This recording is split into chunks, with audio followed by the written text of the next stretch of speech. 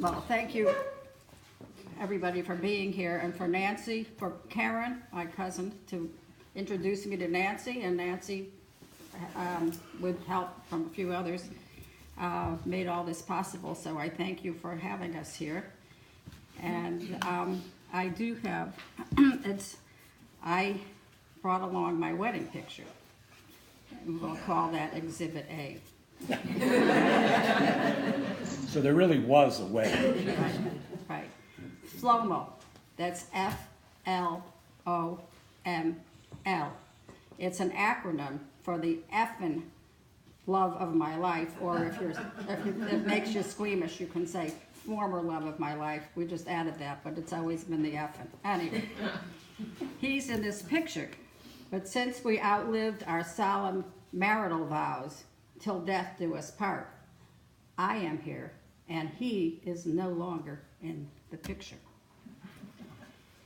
You've been served.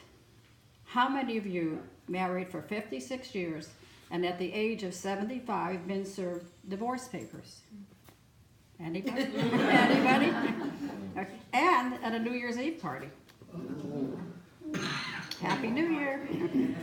That humiliation, followed by the dissolution of my marriage, inspired my book, Divorced After 56 Years. Why am I so happy?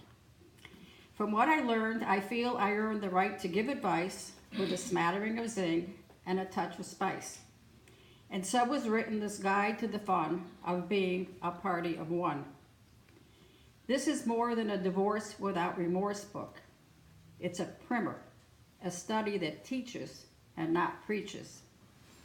Although the great divorce rate has been drastically rising in America, and it even has its own name now, called the silver splinters, I always assume, like finding out you have an incurable disease, it will never happen to me.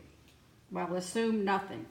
It can, and it did for me and anyone in this room, so watch your back.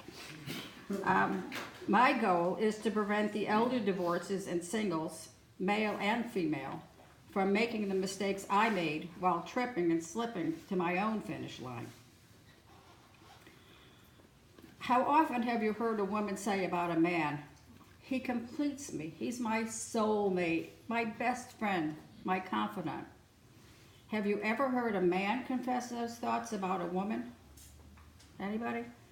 It's always a woman saying it about a man. I think that's an interesting little thought, something to take away. The number one takeaway I do want to give my readers is you do not need anyone to depend on for your happiness. Love yourself first and foremost. You are the sun. The planets spin around you. You are whole and you are complete. If you want to share your life with someone you enjoy being with, great. Let them complement your life, not complete it. This is about taking advantage of a situation that has given you power to reposition yourself into a life of your own choosing. I'm sure that many of you have pictured that scenario many times in your own past. You get one shot at life. Don't blow it.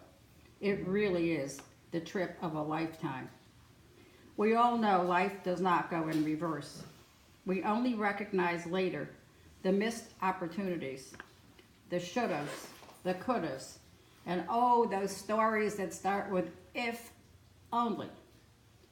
Don't miss the next one. Our primer is all about you. It's all about now. It's all about today, tomorrow, and the rest of your life. The worst part of my separation was having to handle the expenses, a grueling task since I never opened a bill.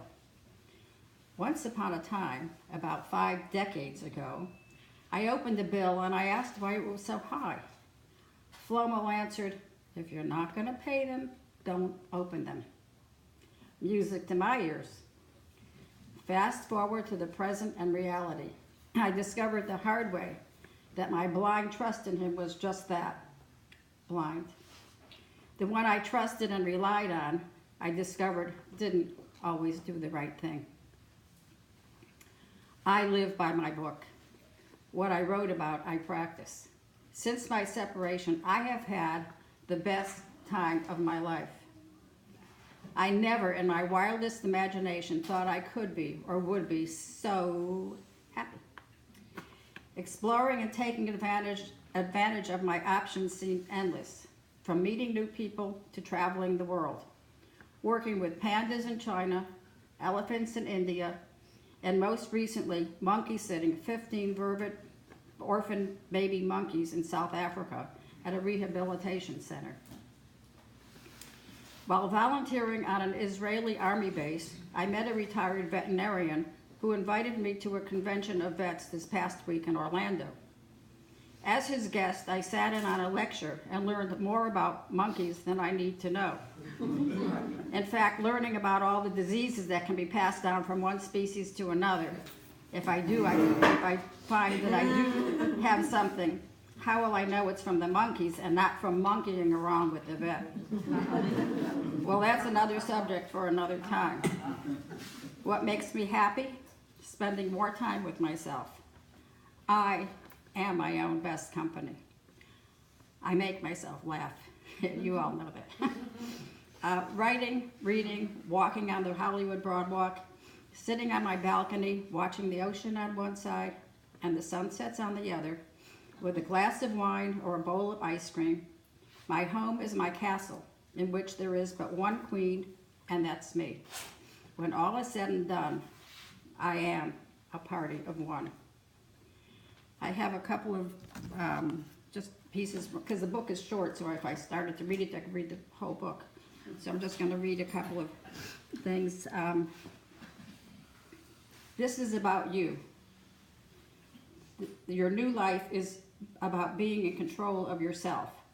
When you are happy, everyone around you is happy. You will be someone people like to be with and want to be with. And that unto itself is part of rooting yourself in the new zone. Don't ever think it's too late. It's never too late.